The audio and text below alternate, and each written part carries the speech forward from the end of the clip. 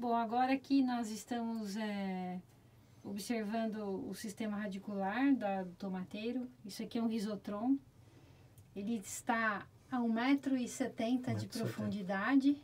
Então, nós temos o desenvolvimento de raízes que vocês podem observar aqui até na superfície, ou seja, o sistema radicular vai a profundidades inclusive maiores, porém o sistema radicular ele se concentra aí nos primeiros 60 centímetros da superfície do solo.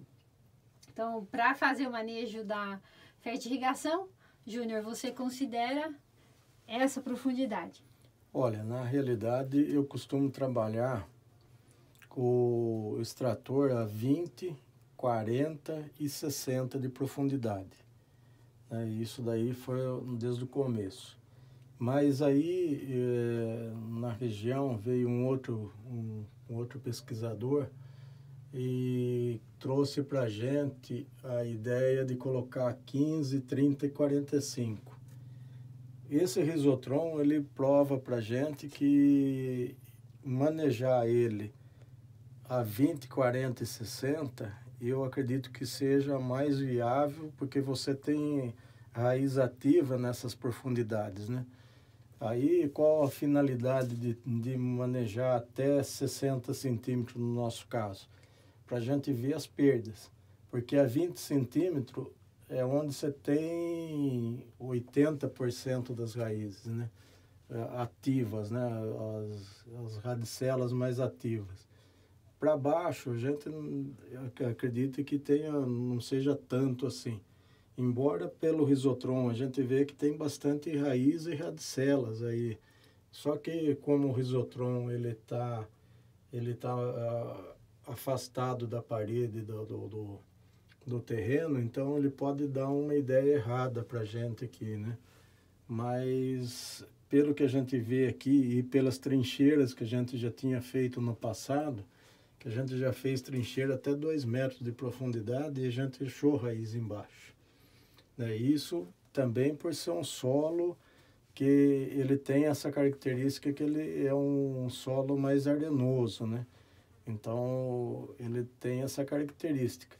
Agora, tem produtores aqui na região que a gente vai na propriedade, ele começa a ter problema, principalmente problema de doença, e você vai ver ele tem uma faixa de impedimento.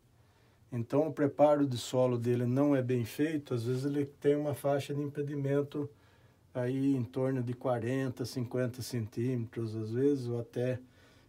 Aí, pelo tensiômetro, você começa a perceber que a água não chega nas profundidades. Então, esses extratores de solução que nós estamos vendo aqui, essa primeira bateria aqui, eu vou afastar um pouco só para eles observarem. Nós temos 3 extratores aqui. Qual é essa profundidade, Júnior? Aqui é o seguinte, esses extratores aqui, eles estão... a porcelana dele está 30 centímetros para frente do risotrom. Ou seja, para a gente pegar mais o centro do canteiro. E eles estão nessa posição aqui, isso daqui é um ensaio para a gente ver qual é a dinâmica da água e do nutriente no solo. Então, isso daqui é meramente para pesquisa, né? Você não vai fazer uma situação dessa daqui a campo. Agora, essa segunda bateria está instalada quando? Essa daqui, a primeira está a 40, a segunda está a 70. Desculpa, eu fiz uma falha aqui no vídeo, mas tudo bem, coloquei a mão na frente, mas tudo bem. Não, então, vamos voltar aqui. Aqui, eles colocaram aqui, era para ter sido 10 centímetros ou 11 centímetros mais para cima, né? Foi um erro de instalação. Mas aqui ele ficou, a primeira ficou a 40 centímetros. Na realidade era para ter ficado com 30, mas vamos aqui para a situação que está atual. 40, ele está a 70, nós temos uma outra bateria aqui a 1 metro, ou seja, de 30 em 30 centímetros. E lá para baixo ela está a 1,30 m. Certo? E a gente vai determinar qual é a dinâmica do sais no solo, né? Ver como que... Porque é uma discussão que a gente tem, que quanto que eu coloco o extrator? Coloco um extrator de 15 ou um extrator de 20? Coloco ele a 15, 30 e 45, coloco ele a 20, 40 e 60, né? Eu sempre trabalhei 20, 40 e 60, mas tem alguns produtores aqui que preferiram trabalhar com 15, 30 e 45, né? Então, a reposição da água no solo, você faz com base na leitura do tensiômetro a 20 e 40 centímetros de profundidade. Sim, o tensiômetro já é outro tipo de funcionamento, né?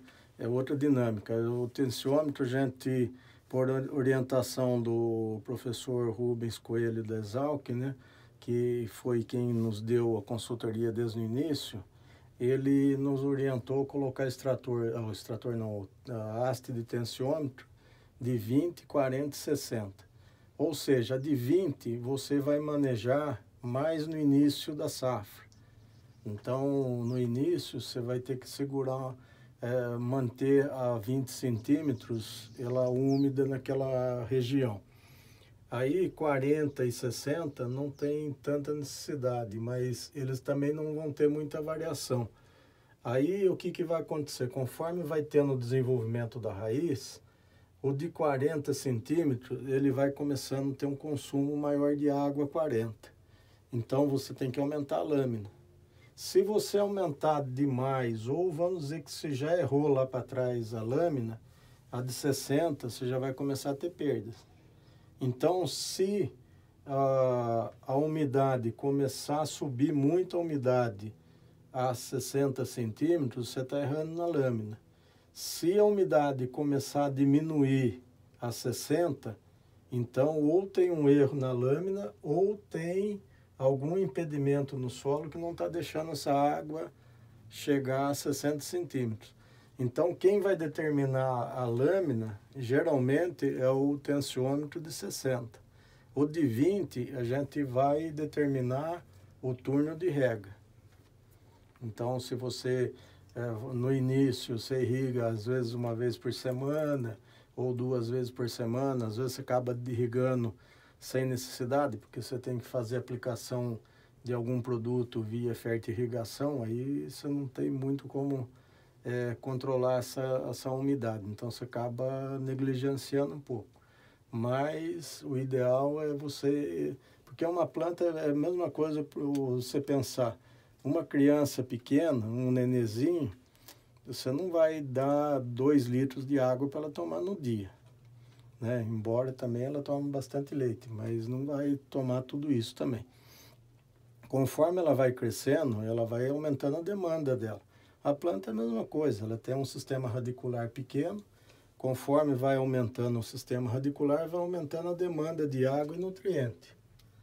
E a gente costuma dizer que se você equilibra a concentração dos nutrientes na solução, a própria planta vai determinar a demanda dela, né? Se você tem um consumo maior de água e você tem uma relação de nutrientes com a água, a própria planta determina, olha, eu estou querendo mais água, então eu preciso de mais nutriente. E aí você vai equilibrando isso daí. Aí o que vai determinar as relações diferentes, aí para cada híbrido você vai ter uma relação diferente de nutriente para cada fase e tem que ser determinada por híbrido, porque aí você tem que fazer a curva de absorção, ou também chamada de marcha de absorção, que vai determinar a planta, o que ela extrai do solo. Então, o que ela acumulou. Se ela tem uma quantidade de nutriente acumulado, então você tem que ter aquela disponibilidade desse nutriente no solo, e geralmente um pouquinho a mais, não o excesso vai prejudicar, e a falta também vai faltar nutrição para ela. Júnior, que tensão que você extrai essa solução do solo? Qual a pressão negativa, o vácuo que você aplica para você realmente conseguir extrair a solução do solo? Olha, a gente não tem assim uma medida, porque a gente andou trabalhando com um medidor para fazer uma bomba de vácuo, né? Mas a bomba de vácuo ela não funciona bem a campo, porque qualquer poeira vai prejudicando o sistema dela, né? Ela acaba travando e aí você acaba quebrando a bomba de vácuo. A gente geralmente trabalhava aí, quando trabalhava com a bomba de vácuo, em torno de uns 70 kPa, mais ou menos, que a gente estava trabalhando. Mas no caso da irrigação, a gente trabalha em torno de até 30 kPa de pressão para startar a irrigação. Dependendo do clima, às vezes você trabalha com uma tensão um pouco menor, porque senão a planta, você vai acabar estressando um pouco a planta, ela vai ter mais dificuldade, que nem agora, umidade relativa muito baixa, temperatura, agora não está a temperatura tão alta, né?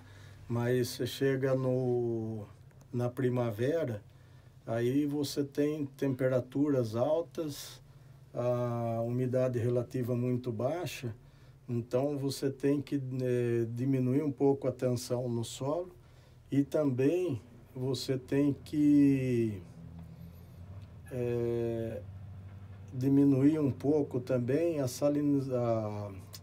o potencial osmótico também da solução para facilitar para ela absorver, né?